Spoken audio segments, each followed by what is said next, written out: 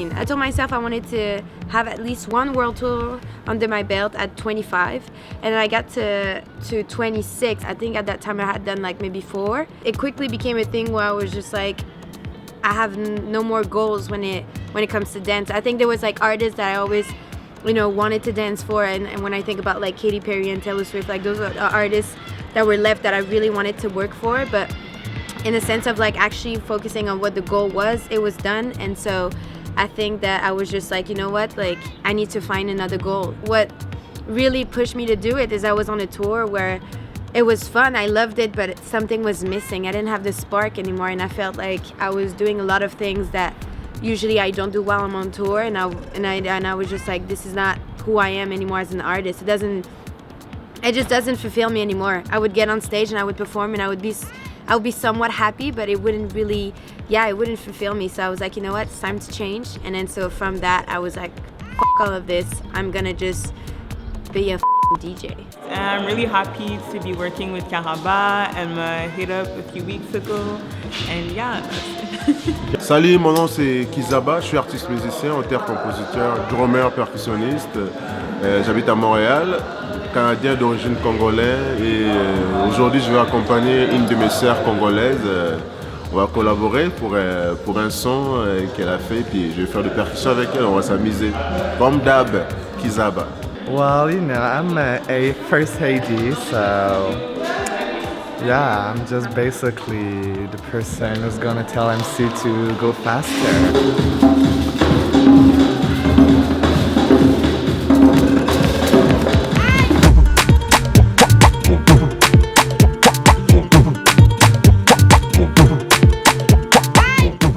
About music, I always say like I think about it like if it's like my best friend, because I feel like when in my sad moment and my happy moments and any other moments in my life, there's always been music. If I think about like, let's say like when my parents like divorced, I would like always listen to Janet Jackson, Together Again, because I was like, oh, maybe one day they will come back again. They didn't.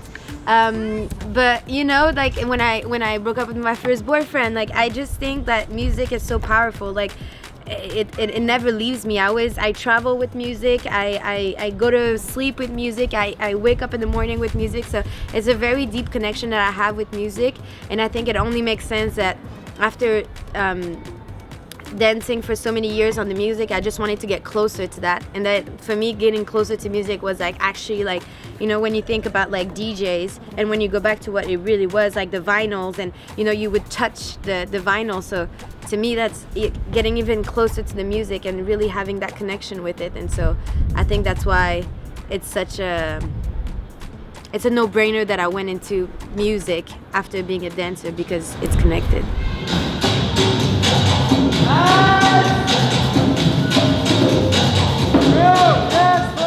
Ce qui s'est passé with the TGIKs is that there was a pandemic. At that time, I didn't have a place to stay. Actually, I was couch surfing because I was waiting for my green card to go back to the States, and I just didn't have a place to stay because my apartment was still in LA, and I was trying to figure out how to survive here in Montreal. So I moved to my really good friend MC's place, and then we were just like, what can we do during the pandemic to just still create content that would be special, that would like really like encourage people to enjoy music, to just cheer them up and all that. So the first TGIK we did, it was just like, it was at night, and we were just like, let's record you doing a set of like 15 minutes, which we did, and then with like red lights, and then it was just like, okay, cool, and then that was it. And then people liked it, so we then continued, and we're like, what about you doing like genre sur la terrasse? Fait que là j'étais comme, ok, on va le faire sur la terrasse. Then we did on terrasse, and it was like soca music, so people were happy because it was like happy and genre cheerful. Fait que le monde aimait full ça. Puis après it just became a thing, and I think TGIK came because we wanted to name it, because we're like, we have to name this thing so people know what it is. So then we're like, okay, what can it be? And then at first it was like, oh, we're gonna drop it every Friday. So then we thought about, thank God it's Friday. But then it was like, thank God it's KARABA. So we were like, TGIK. When I got into being a DJ, what I really wanted, it was like to do festivals.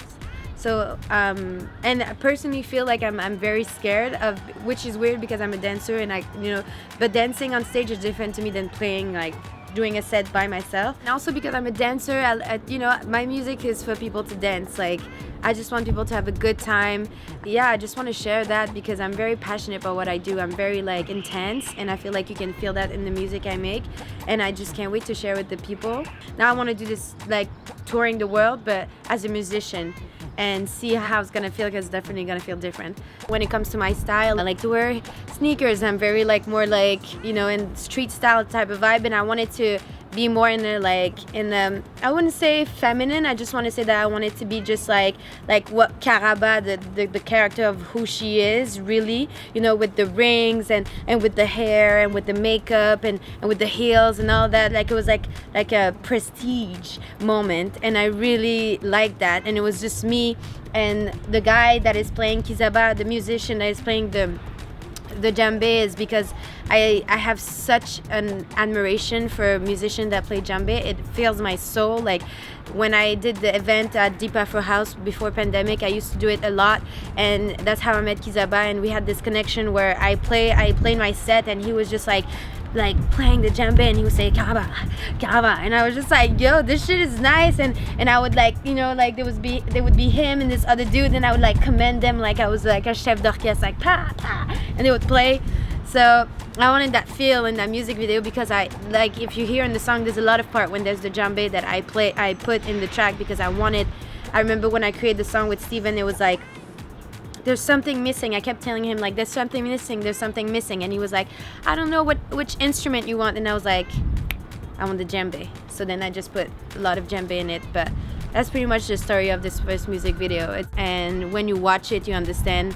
I hope that you do, but that's pretty much it. It's the story of KARABA, where she comes from, what she's about, and how she's gonna make it to the end.